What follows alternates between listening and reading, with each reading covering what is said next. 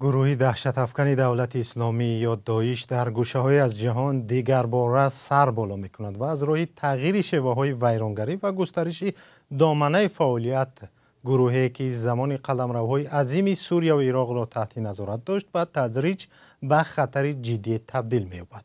در این باره رادیو آزادی یک تحقیق مفصل نشر نموده است و همکارم طاهر سفر با محتوای این پژوهش آشنا شده است. از او خواهش می‌کنم در این باره معلوماتی بیشتر دهد. بله، مومین همکاران ما از بخش مرکزی خبری هم این مسئله را پیگیری کردند و با تحلیلگران زیاد صحبت داشتند. طور می‌دانیم نیروهای تحت حمایت آمریکا سال 2019 اعلام کردند که گروه به نام دولت اسلامی را از بین بردند، اما آنگونه که مشاهده‌های سال‌های اخیر نشان دادند این اعلام فقط پایان خلافت خودخوانده داعش بود که بخش‌های عراق و سوریه را در دست داشت، نه پایان خطری که این گروه همچنان ایجاد می‌کند. حالا داعش نشان می‌دهد که از بین نرفته است و در نقاط دیگری جهان ظهور می‌کند و توانایی‌های عملیاتی آن نیز در حال تحولند و تغییر می‌یابند. این گروه از ماه ینور سال 2023 سلسله از حمله‌های پرسر و صدا را در جهان سر از ایران و روسیه تا به آلمان و ایالات متحده انجام داد.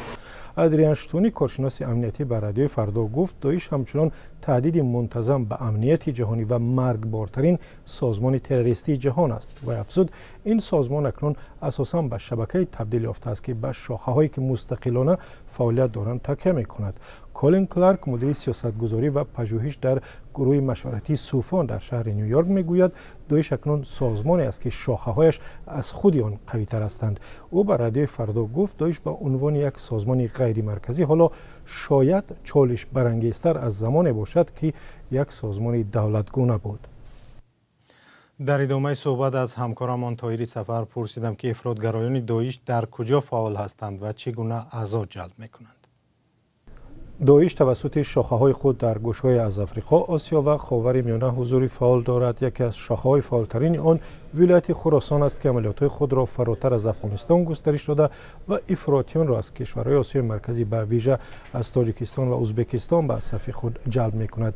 در همین حال سومالی به یک مرکز اساسی برای گسترش فعالیت‌های جهانی داعش در افریقا تبدیل شده است. با بهره‌گیری از ناامنی و بی‌بندوباری در سومالی این گروه پایگاه‌های را ایجاد کرده است و شبکه‌های هم برای جذب جنگجویان از افیوپیا، سودان و تانزانیا بنیاد کرده است و تبلیغات خود را با زبان‌های گوناگون به راه مانده است و جذب نیروی داعش فقط در محل‌ها صورت نمی‌گیرد بلکه به صورت آنلاین هم در جریان است. با گفته ادریان شتونی در فضای مجازی داعش همچنان با بهره‌گیری از شبکه‌های اجتماعی و پیام‌رسان‌های رمزگذاری شده ایدئولوژی‌های خود را پهن می‌کند، مردم را افراطگرا می‌سازد، پول جمع می‌آورد، سرباز می‌گیرد و حمله طرحریزی می‌کند. کارشناس به حمله‌های اخیر در اروپا اشاره کرد که با الهام گرفتن از داعش انجام گرفتند و به قول شتونی سه روند نگران کننده را نشان می‌دهند، یعنی افراطگرایی از طریق اینترنت زودتر صورت می‌گیرد و به دام افراطگرایان هم هرچی بیشتر جوانان و نوجوانان و نورسان می‌افتند. تشکر از همکارم طاهر سفر که درباره فعالیت گروهی دهشت افکن دولت اسلامی یا خود داعش تفصیلات داد.